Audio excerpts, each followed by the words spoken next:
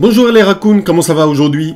Hier a été une belle journée pour les vendeurs à découvert. Notre plan était de shorter entre 10 450 et 10 600 en visant 200 points minimum. Le marché est resté vers les 10 500 pendant longtemps avant de céder en fin de journée vers 10 100. La patience était de rigueur hier.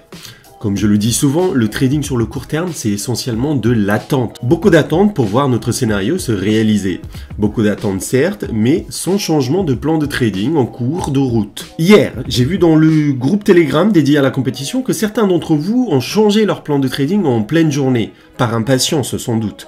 Je pense que c'est une mauvaise chose. Il faut prendre son temps pour élaborer un plan de trading le matin, mais une fois que le plan de trading est validé, il ne faut pas changer et s'y tenir à tout prix. Si on change de plan de trading tout le temps, ça ne sert strictement à rien d'avoir un plan de trading. Sans tarder, passons à l'analyse BTC-USDT.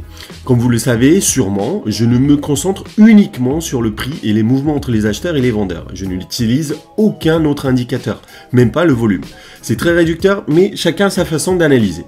Regardons ces marchés de près, opérant comme d'habitude un zoom de bougies hebdomadaires vers les bougies 2 heures. Comme évoqué dans les vidéos précédentes, ce qu'on voit en hebdo n'a pas trop changé. La tendance moyen terme est plutôt bullish, c'est-à-dire haussière, après la sortie du biseau long terme. Comme je l'ai répété plusieurs fois dans les vidéos précédentes, un pullback se dessine vers les 8000 malgré un biais haussier sur le moyen terme. Ce pullback ne remettra pas en cause pour le moment ce biais haussier de long terme. C'est un phénomène souvent observé après la sortie d'un canal ou biseau de long terme. Regardons maintenant le comportement des cours sur une période journalière. La baisse initiée le 20 septembre s'est poursuivie hier. Les vendeurs ont tenu solidement les 10 500 et en fin de séance, la baisse s'est accélérée vers les 10 100, ce qui démontre la force vendeuse toujours là malgré certes une petite reprise ce matin. Donc, en chandelier journalier, le risque de poursuite baissière est encore persistante et on s'approche petit à petit des 10 000 qui est un seuil psychologique important. Si ces 10 000 cèdent en intraday, les 9 700 seraient facilement à la portée. Zoomons un peu en 2 heures. Ici, vous voyez un ancien support qui a été cassé à la baisse le 3 septembre à 10 heures. Les cours ont retesté cet ancien support devenu résistance avant d'entamer un repli.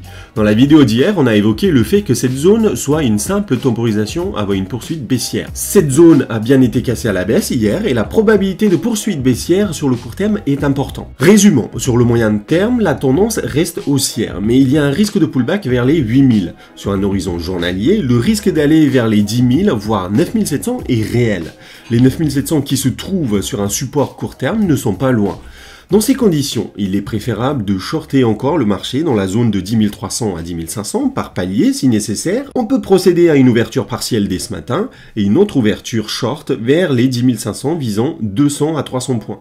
Sur cette position, on devrait sortir avec perte vers les 10 650. Comme d'habitude, soyons vraiment raisonnables sur la taille totale de la position pour trader dans la sérénité. Si les cours atteignent très vite les 9600, qui est un peu en dessous du support court terme qui se trouve à 9700, on peut également passer à l'achat en visant 200 points de gain et en mettant un stop loss de 300 points environ. Attention, en cas d'entrée en position à l'achat dans un marché baissier sur le court terme, il faut absolument prendre très rapidement les gains. De toute façon, quand il y a une position intraday, il est important de prendre les bénéfices et les pertes rapidement. Voilà mon opinion. À vous de forger la vôtre et élaborer votre plan de trading. Encore une fois, soyons raisonnables dans la prise de risque pour préserver le capital. Bonne journée les amis et à très vite pour une nouvelle analyse.